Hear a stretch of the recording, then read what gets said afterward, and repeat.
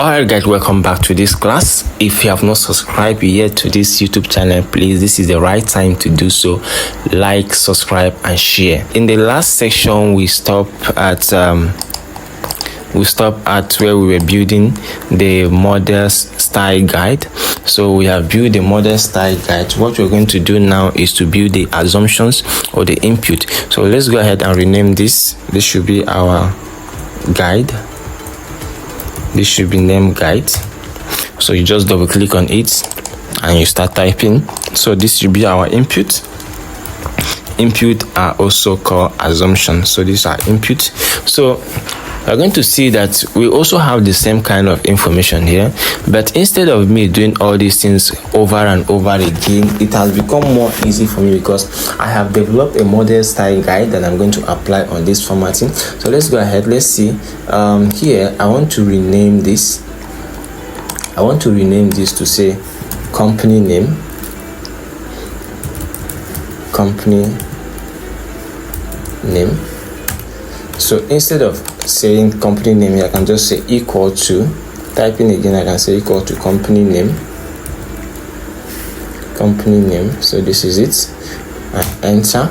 So once you do that, you come here also, instead of typing, you can say company name. That way you know that everything remains consistent. There won't be mistake of any sort because everything is linked to one another. So you can see everything is the same. So let's go ahead and say here company name. I'm going to say company name. Company name. Now you're going to apply the CSS formatting for the title. Now the assumption.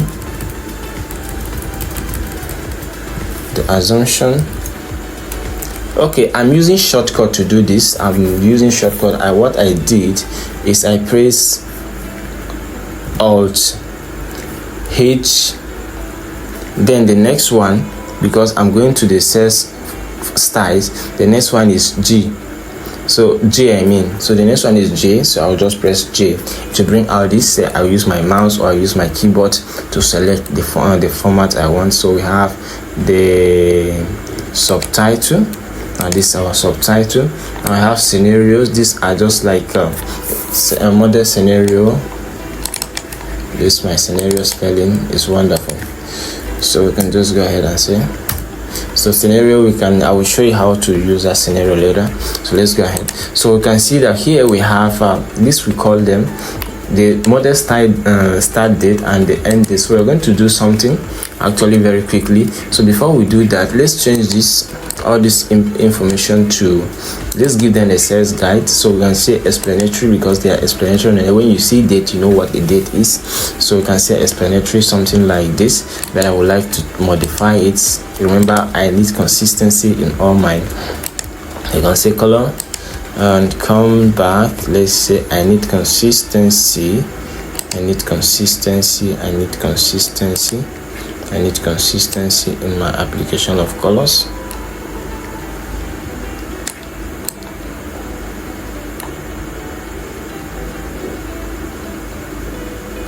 I need consistency.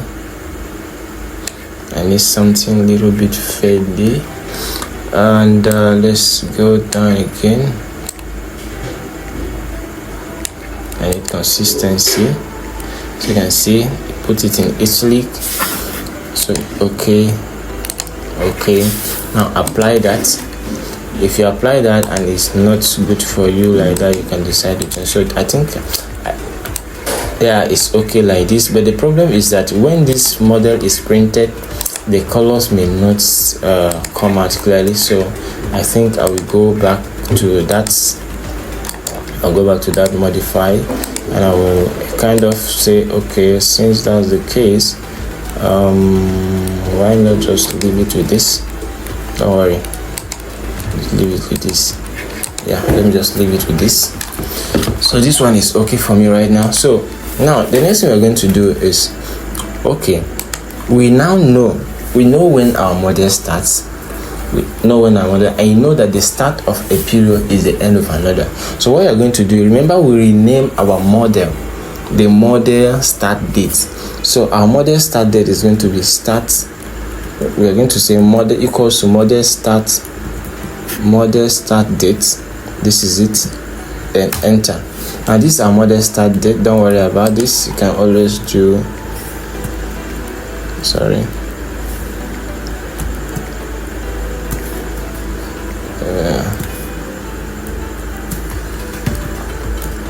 Yeah, what I did is I just hold down my control and my shift and press 3. It give me this date format. All right, so this is our model start date. So what if we want to this is our model end date, right? Let me see. Let's see first. Let's go back to this guide. Let's see. I don't want to mislead you. So this model start date, yeah, our model start date, our model equals to our model start date minus 1. I have a keyboard problem, so I will just open up my this thing, minus 1.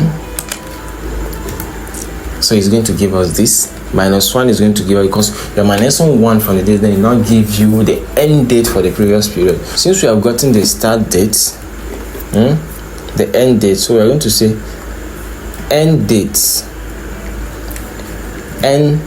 e date. Then look at it, the start date. What is our start date? Our start date is our previous period.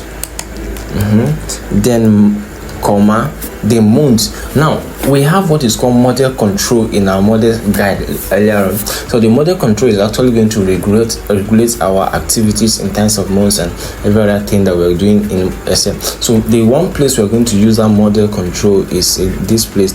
So instead of me, because I know the model control is in 12 periods, instead of me going back to say, okay, I want to type, I want to be typing the 12 months, what I would do, I can just rename this. I can just say CTRL. That's our model control. So when you come back here, you now say equals to end date, that is end of the date, comma, open bracket, you now say select the start date. Now the start date, comma, you now say comma the month. So the month is 12 months and our model control is 12. So let's say CTR, this is our model control, close the bracket and enter. So when you do that, you can see it's giving us the same thing here. So what we're going to do is hold down your shifts and control and press 3. You can see it's now giving us the end date for 2025. You can see. So if you now drag this, remember we're dragging across 5 years. We're dragging across 5 years. So when you have something like this, okay, let's go ahead and also expand this. So let's go ahead and say, okay, this is what I did. I hold on I press my alternate, I'll press H and I press O. O means format. You can see it here. O means format, so you can just press your O. You can press W. So let's say here I want the width of the cells to be, let's say 15. If it is too much, we are going to reduce it. Sorry. Okay. I see. Okay, perfect. All right, so having done that, you can see we have 20, 24, 25, 26, 27, 28, 29, 30. I am looking for only 5 years. I'm looking to build only 5 years financial model, right? So we have 1, 2, 3, 4, 5. So 5. So you can just go ahead and clear this. Go ahead and clear this. Let's say E, clear all.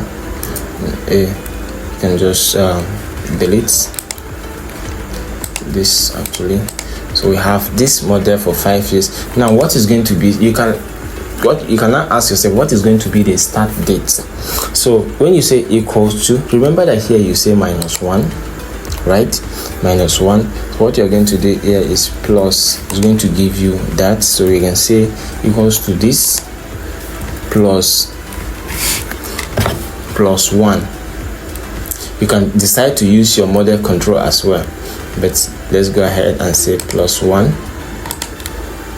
You can see it's now giving us January to December 2025. So once you do that, click and drag and see No, okay, yes. January to December 2029, January to December 2029. So now you can now say equals to again. We want to extract the year now. So you can say year equals to year. Close bracket 2025. Now you can just drag. You can see we have this year. So here now we can just say forecast or historical data. Forecast forecast data is forecast. So you can see, because the format has already been applied, you can just go ahead and do something like this. So I can just centralize this.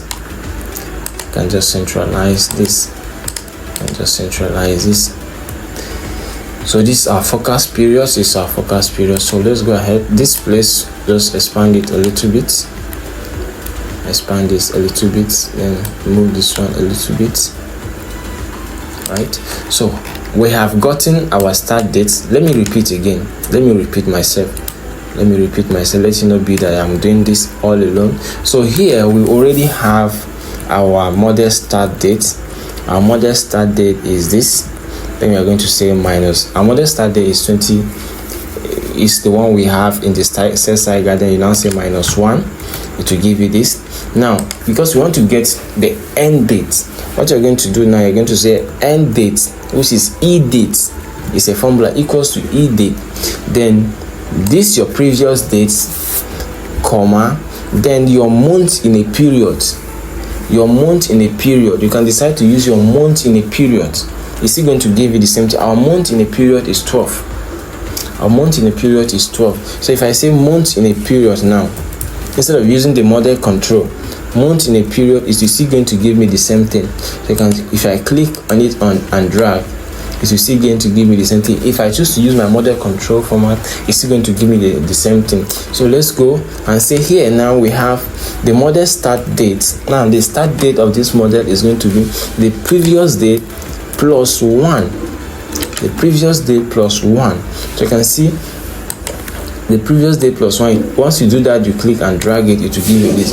Now we want to extract only the year we are working on. So we want to say equals to year, comma, equals to year, open bracket, then select the dates. Select the date. You can just close the bracket and enter. You can see it will give you 2025. Once you do that, you click and drag, it will give you the same thing. So you can see that we have already established our model start date and model end date, and also establish the year. So you can choose to write, say year here and say year here and say year. So you can see that is it. So this is our year. Now here, because we already have our format laid down, so we can go ahead and say I usually like closing this place, so I will hide these cells so that I will know that I'm working with only this active place where my data is going to be laid. So we have this. So you can say this is going to be header 1. It's going to be our header 1, and this is going to be our header 2. So we have the counter. We have the counter. The counter simply means period, right? The counter simply means period. Now the period we are working on is going to be 5 years. So we can just say equals to 0 plus 1. I want to make it automatic. 0 plus 1, we have 1. Then we can see, the 0 is supposed to be here. So it's going to be 0 plus 1, 0 plus 1. So when you do that,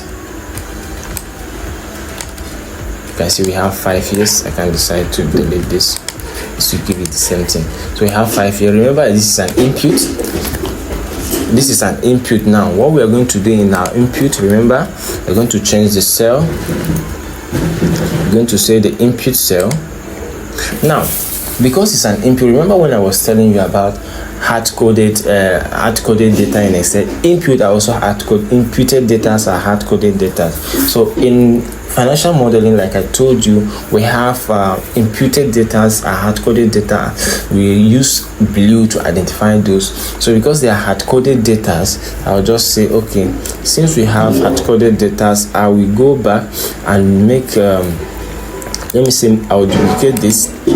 I'll remove this. I'll remove this. I'll remove this.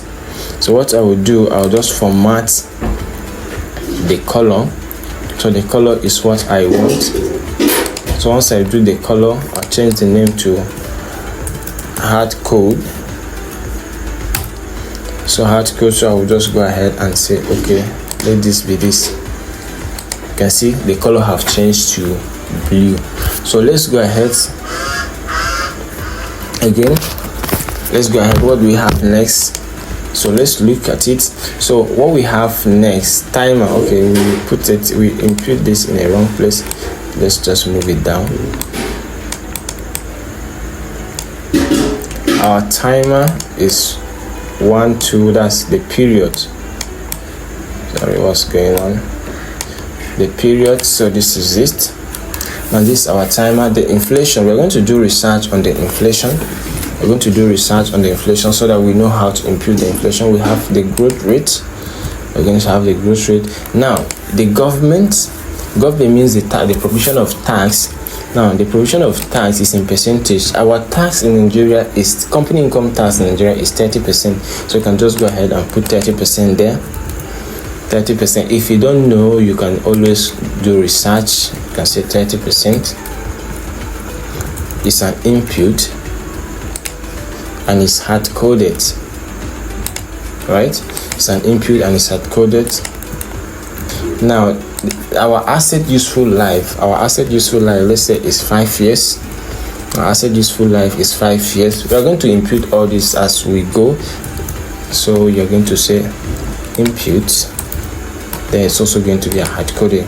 Now you can see how consistent our model is coming up. You can see how consistent is coming up. So we are going to go now. You can say use of font. Let's format this as well. Let's format this. Let's format this to heading 1. Okay, I don't want this this place to be moving up and down. What I will do is I will freeze this from here. I'll freeze it from here. So go to view, go to freeze pen, freeze, so that when I'm scrolling I'll still be seeing what is up. So sources of fund, we are going to come to that. Sources of fund, we are going to come to that. Sources of fund, we have, this is funding. So this is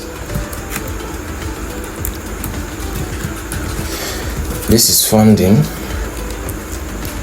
It's heading 2. Okay, it's heading 2. We are coming up. Let's format all this. This one too is heading 2. Use of fund. Use of fund. Heading 2. Use of fund is heading 2. You can see how consistent our model is coming up. So this operations is heading 1. Operations is heading 1. Then revenue and cost is heading 2. So you can go ahead. This one too is heading 2. Now because I applied the same format earlier on, I won't go ahead and do that.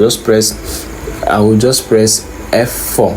It will give me the same consistency because that is the last formatting I gave. So I'll also do the same thing here. Instead of going to that place, just press F4 to give me the same formatting.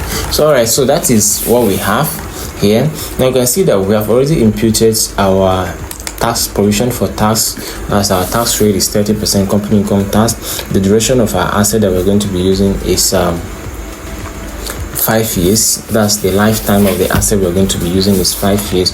Now when we come back, I don't want this video to be too long. When we come back, we are going to, or better still, let's go ahead. let's go ahead. No need. Let's go ahead. Of course, it's class. Now our tax rate, we have already imputed the tax rate. Now forget this is just a model I built, or better still, since we are using this model as a basis, let's go ahead and say 24%. Let's go ahead and say 24%. So let's say our duration of the asset is this 5 years, which we have done. Now the loan, the sources of fund, we have loan of 80,000, and we have equity of 120,000. So let's go ahead and see. So okay, we have sources of fund. So we're going to come here. We say our loan, the loan we are seeking to collect is 80,000, right? 80,000. Then we have this. Let's copy this. The equity is going to be 120,000. All right. So you format this. You now say input. Then you now say hard code, right? So once you apply that, you have it. When you say equals to summation, you sum it up and you apply your total sales style. We have this total sales. We have, so this is it. Now we have now our cost of finance. How much interest is here? Interest here is 5.5%, and we have the loan duration. The period for the loan is 4 years. We're going to say 4 years here. 4 years as a year. Then we have 5.5. I can say, okay, instead of going through that, I'll just copy this and paste it here. And paste it as VS, then say T formatting. Sorry, I'm using shortcuts here. Let me repeat myself. Now, instead of going all through those long processes and doing that, I'll just say copy this cell. Once I copy it, I just say Alt H V. We're looking at it, Alt H V. So you can see V, then special S, then format T. Just press T. Sorry, I just paste it in the same place. You can just come Alt H V S T. You can see it gave me the same formatting. So here I can do the same thing. Here. Alt H V S T. You can see, because they are input. So we now have the cost of financing. What is the interest to be? What is the dividend to be paid? Because instead of giving you this money, they want to give you, the financiers want to give you this loan so that you use it for a business. In return for what? So what are you returning for them? What will it cost you as a company to obtain that loan? They say it's 25%, that you promise to give them 25% interest. So you have 25% interest, 25% interest return on their investment. That's 25%. The return on their investment is 25%. All right. So we have done that. Now the next thing we're going to look at is how to impute these data.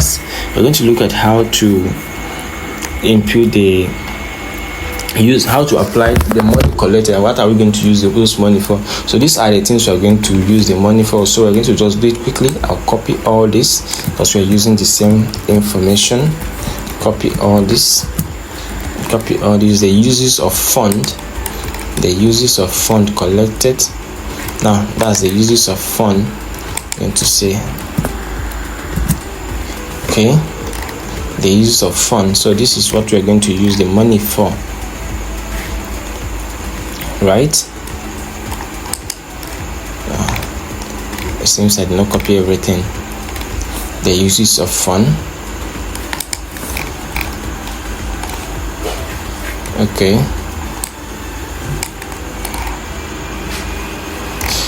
all right, that is it. So let's go ahead and see the use of fund. This is the use of fund.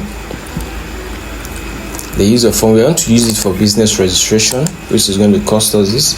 I want to say, okay, business licensing. I want to say professional fee. I want to say research and development will cost us this. So right now we have to get business assets. Our business assets.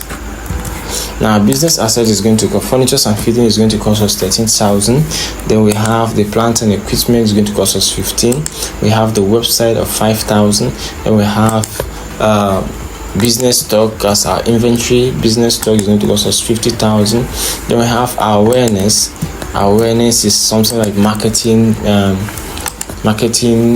PRO, that's public relations, all those flyers and other things, how we relate to people. Then we have our pre-operational costs. After pre-operational costs, we have the rent and we have the working capital. Working capital, we're going to have to calculate it by ourselves. Working capital, we're going to have to work it by ourselves. So let's go ahead and say this. Now, our working capital is going to be equal to this minus summation of the use of fund. Summation of the use of fund, that's going to give us our working capital. All right, so once you do that, this is what we have as working capital. Remember, it's calculation. So what we're going to do, we're going to apply our calculation format on this. So it means that once you sum everything again together, you should be able to give you the total use of fund, the total funding. Right, when you sum everything plus the use of working capital, you should be able to give you the same amount as this. So that is what we have here. So our working capital is 3. That is after buying all those things, after putting all those facilities and infrastructures in place. At the end of the day, you still have 27,000 as your working capital. Right, that's money, cash you're going to use in running the business. So when we come back, we're going to look at how to impute this, how to enter the revenue cost and the revenue assumptions. All right, so please, this is another right time for you to subscribe to this YouTube channel if you have not done that before. Thank you and see you in the next video.